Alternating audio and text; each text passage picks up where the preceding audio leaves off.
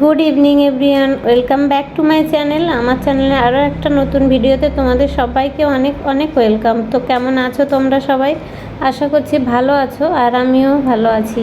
তো দেখো, আমি কাজটা শুরু করে দিয়েছি, আর তোমরা থাম্বনেল টাইটেল দেখে নিয়েছো। আজকে আমি বানাবো আঙুরের আইসক্রিম তোজোর জন্যে।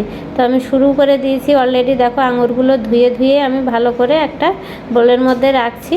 তো আইসক্রিমটা কিভাবে বানাবো তোমাদেরকে শেয়ার করব, তাই ব্লগটা এখন থেকেই শুরু করলাম। চলো, আঙুরগুলো আগে আমি ভালোভাবে ধুয়ে আগে রেখে নিই।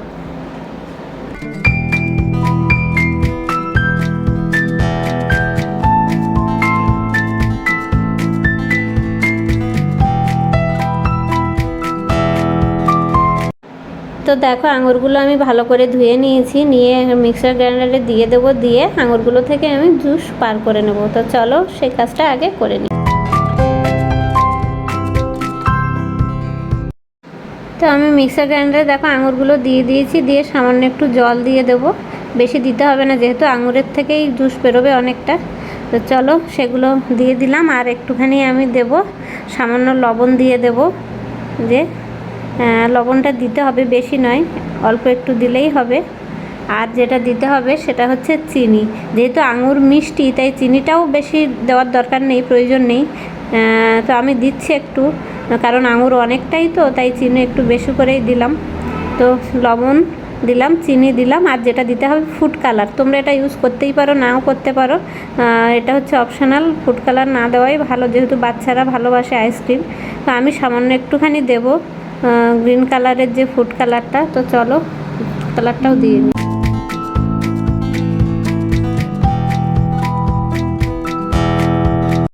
তো আমি আঙুরের দেখো জুস বার করে নিয়েছি। এবারে আমি একটাকে ছাঁকনি দিয়ে সেঁকে নিতে হবে, যাতে হচ্ছে আঙুরের যে চিবড়াগুলো সেগুলো না থাকে, শুধু জুসটাই নিতে হবে আমাদের। তো আমি বড় ছাঁকনিটা খুঁজে পাচ্ছি না এই মুহূর্তে, ছোটোটাই কাজে লাগাতে হচ্ছে, একটু টাইম লাগবে, কিছু করার নেই। তো চলো আমি জুসটা ছেঁকে নিই।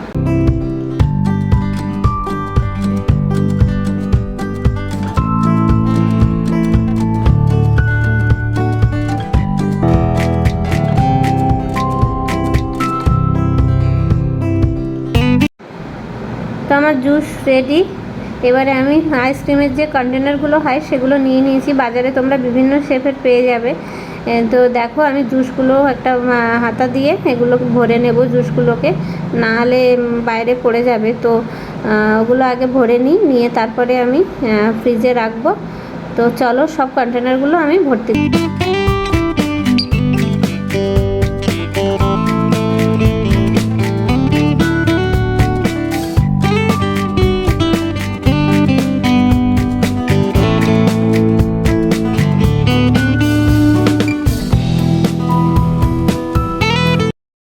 কন্টেনার ভর্তি হয়ে গেছে। এবার দেখো, আমি সবগুলো ফ্রিজের ডিপে ঢুকিয়ে দিলাম, সারা রাত থাকবে, সকালে বার করব, ততক্ষণে আইসক্রিম একদম জমে যাবে।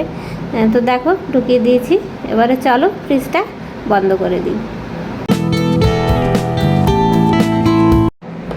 দেখো, এবারে তোজার আমি বসে গেছি, যে আইসক্রিমটা ফ্রিজে রেখেছিলাম সেটা বার করে নিয়েছি। এবার দেখবো যে আইসক্রিমটা কেমন হলো। তো তোজো খুব এক্সাইটেড, কখন আইসক্রিম বার হবে আর ও খাবে। তো চলো, আইসক্রিমটা আগে আমি একটুখানি জলে ভিজিয়ে রাখলাম, যাতে বরফটা ছেড়ে যায় আর বার করা যায় আইসক্রিমটা।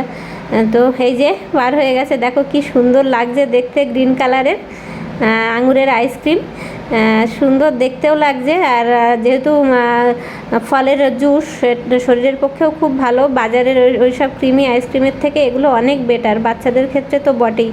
তো তোমরাও কিন্তু ট্রাই করতে পারো, এরকম আইসক্রিম বাড়িতে বানিয়ে খেতে পারো, বাচ্চাদের জন্যও বানাতে পারো, খুব ভালো লাগবে।